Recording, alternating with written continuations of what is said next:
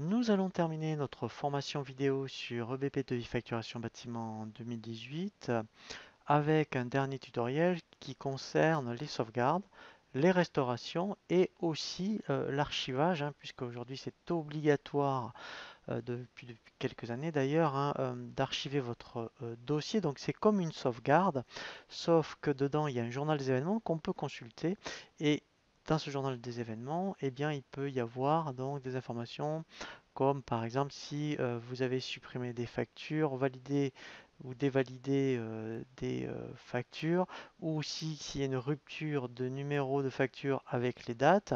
Voilà, donc tout ça c'est indiqué dans le journal des événements et c'est donc une archive obligatoire dans le cadre d'un contrôle fiscal, puisqu'il faut le fournir aux impôts si vous avez donc un contrôle fiscal.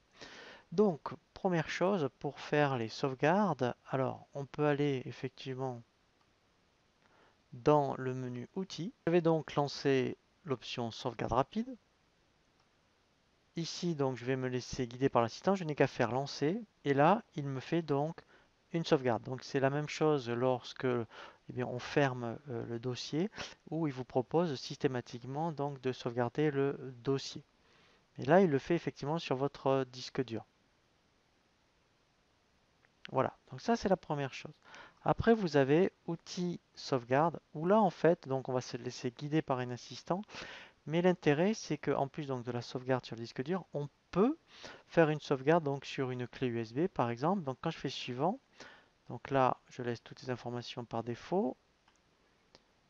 Ici voilà, vous voyez donc au lieu de mettre disque local, donc on peut faire aussi celle-ci par sécurité, mais sinon après on peut changer la destination et si j'avais une clé USB, eh bien je mettrais ma clé et en fait directement il ferait ma sauvegarde non pas sur un disque local mais sur une clé. Après voilà, donc ça c'est normal, il existe déjà puisque là j'ai laissé le disque. Voilà, donc en fait de faire outil sauvegarde c'est intéressant lorsque vous voulez changer la destination de la sauvegarde pour avoir une sauvegarde supplémentaire sur une clé pareil. Voilà. Ensuite, eh bien, on a donc tout ce qui concerne la restauration. Eh bien, donc la restauration. Alors, juste oui, un aparté, sauvegarder tous les dossiers. Si vous aviez plusieurs dossiers de gestion commerciale, eh bien, vous lancez une seule sauvegarde pour sauvegarder l'ensemble des dossiers.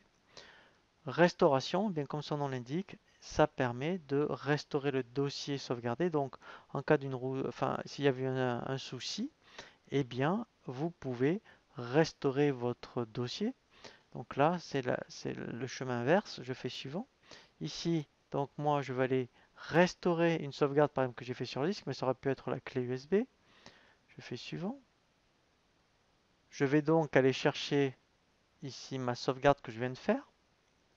Je fais suivant.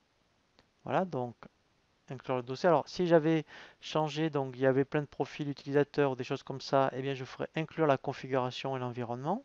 Je fais suivant. Là, je fais suivant. Ici, eh bien c'est le chemin de destination. Donc là, je laisse le chemin par défaut. Je fais suivant. Voilà, donc c'est normal. Il existe déjà.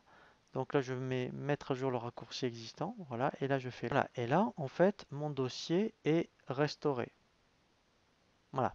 Donc là, il me l'a bien restauré. Et après, effectivement, on a la même option avec restauration de tous les dossiers. Si vous avez plusieurs dossiers, eh bien, vous pouvez restaurer l'ensemble de vos dossiers.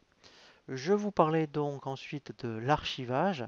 Donc ici, vous voyez, donc il faudra le faire au moins une fois par an. Ici, donc l'archivage, vous allez voir, ça ressemble à une sauvegarde. Alors déjà, on peut consulter le journal des événements. Voilà, vous voyez, par exemple, voilà tout ce qui se trouve dans le journal des événements. Si on avait supprimé des documents, changé des codes de facture, voilà, des validations de documents, voilà, ou des ruptures. Donc là, vous voyez, c'est le cas. Donc là, eh bien, si j'avais un contrôle fiscal, on me demanderait mais pourquoi là, comment ça se fait que effectivement entre les dates et les numéros il n'y a pas de cohérence. Vous voyez la facture 1 est du 3 et la facture numéro 3 est du 2. Donc vous voyez s'il y a une incohérence. Donc ça il faudrait le justifier. Donc c'est ce qui se trouve dans le journal archivage. Donc quand je fais outils archivage, voilà, donc vous voyez vous avez un petit rappel, c'est depuis 2006 que c'est obligatoire. Donc c'est une sauvegarde. mais dedans il y a ce journal des événements. Bah, donc même principe, après on peut faire donc l'archivage sur le disque dur et après en faire une autre euh, sur une clé USB. Voilà, et mon archive est terminée. Voilà, donc là nous avons terminé notre formation vidéo sur EBP2I Facturation Bâtiment en 2018. J'espère que cette formation va beaucoup vous apporter bien, dans la création de votre dossier, dans la mise en place de toutes vos informations et que effectivement par la suite, ça va vraiment beaucoup vous être utile pour bien gérer votre activité.